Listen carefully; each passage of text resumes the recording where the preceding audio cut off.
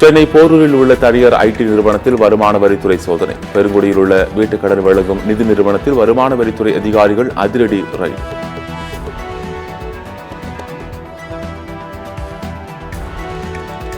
சென்னை அடுத்த குரோம்பேட்டையில் ரயில் சிக்னல் கோளாறு. தென் மாவட்டங்களிலிருந்து எழும்பூர் வரும் விரைவு ரயில்கள் தாமதம்.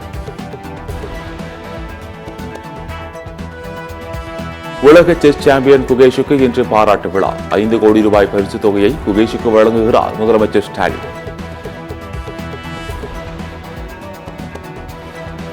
நாடு முழுவதும் 21 போலி பல்கலைக்கழகங்கள் செயல்படுவதாக நாடாளுமன்றத்தில் அமைச்சர் தகவல்.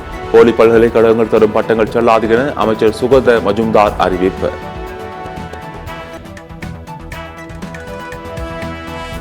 எடப்பாடி பழனிசாமிக்கு மோடி பயம், அமித்ஷா பயம், வருமான வரி ரெய்டுக்கு பயம், இரட்டைகளை பறிபோய்விடுமோ என்ற பயம்.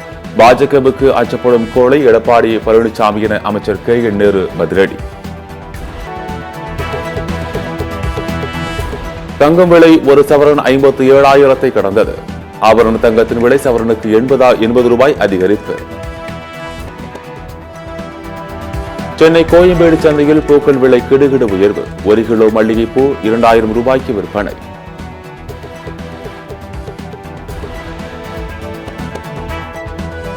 தூத்துக்குடி மீனவர்கள் மறு அறிவிப்பு வரும் வரை கடலுக்கு செல்ல வேண்டாம். பலத்த சூறை காற்று வீசும் என மீன்வளத்துறை எச்சரிக்கை.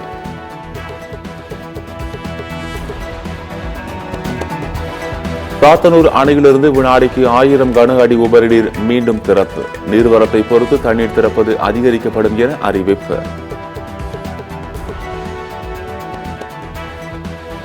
ராமேஸ்வரம் அடுத்த சேரங்கோட்டை பகுதியில் கடல் சீற்றத்தால் மரங்கள் வேரோடு சாய்ந்தன. படகுகளை பாதுகாப்பான இடங்களுக்கு மாற்றும் மீனவர்கள்.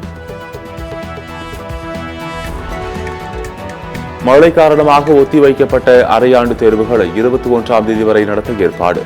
சேலம் மாவட்ட முதன்மை கல்வி அலுவலர் தகவல்.